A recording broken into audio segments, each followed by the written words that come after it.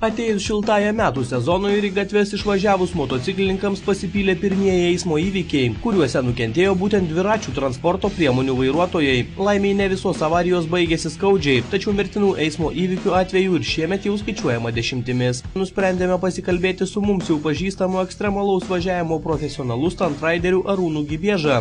Jaunuolis išdarinėjantis triukus su motociklu ne tik patvirtino, kad mūsų gatvėse ir toliau kariaujama, bet ir patarė net ir nesiruošiantiems būti stuntrideriais mokytis ekstremaliai vairuoti.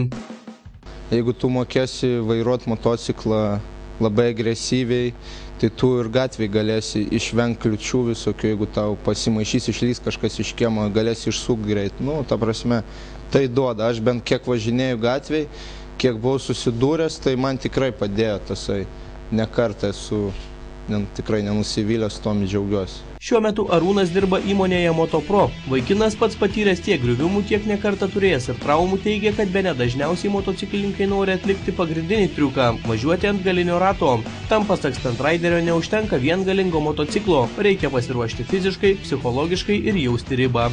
Pats Arūnas važiuoti ant vieno rato mokėsi savais metodais, tačiau dabartiniai stuntrideriai treniruojasi štai tokiomis technologijomis – važiavimo ant vieno rato simuliatoriumi. Yra pririšamas priekinis ratas, kad neperversi motociklo.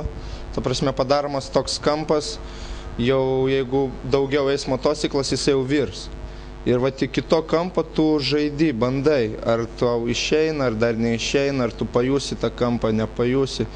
Tai turim tokį aparatą pirmai pradžiai, kad pajus, kas yra važiavimas ant galinio rato. Pasak Arūno, šis simuliatorius jau spėjo užkariauti ne tik stuntriderių, bet ir šiaip ekstremalių žmonių dėmesį. Arūnas su šypsena prisimena, kaip ant Wheelie Machine simuliatorių sėdo garbaus amžiaus vyriškis. Buvo tokių variantų ne per pasirodymus, per kažkokias varžybas ar per kokį renginį motociklistų, kad pagyvenęs žmogus tiesiog norėjo užlipti kaip ant trakciono, pabandyti pravažiuoti, nes važinėjo su javom, su įžais ten tais senais laikais ir ant galinio rato jau buvo kaip ir svajonė išbandyti visą tai ir, pavyko, pavažinėjo, žmogus laimingas liko. Nuo 11 metų motorolerių pradėjusi ekstremaliai važinėti dar tuo metu augantį talentą Arūną Gibiežą pamatė dabar motociklus tuninguojantis, remontuojantis Motopro vadovas Dainius Sakalauskas. Tuomet ir gimė idėja iš Arų vadinamo jaunuolio išugdyti stuntridingo žvaigždę.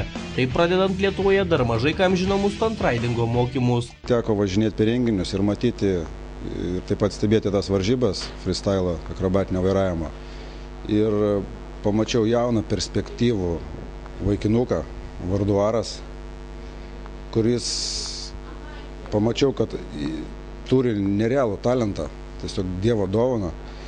Ir norėjosi kažkaip tai padėti jam kilti toliau tais perspektyvaus to stiliaus sporto laiptais. Ir tokiu būdu mes su juo susidraugavom ir šiuo metu jisai dirba treneriu. Taip pat mes jį sponsoriaujam, padedam, ruošiam jo motociklą, važinėjam, padedam ir globojam ir mylim. Dainius atskleidė, kad vienas iš pagrindinių jo tikslų populiarinti stuntridingą kaip sporto šaką. Todėl ekstremalaus vairavimo specialistų komanda stengiasi nepraleisti ne vienos baikerių šventės ar kitokio motociklininkų renginio ir pristatyti jaunuosius ekstremalaus vairavimo talentus.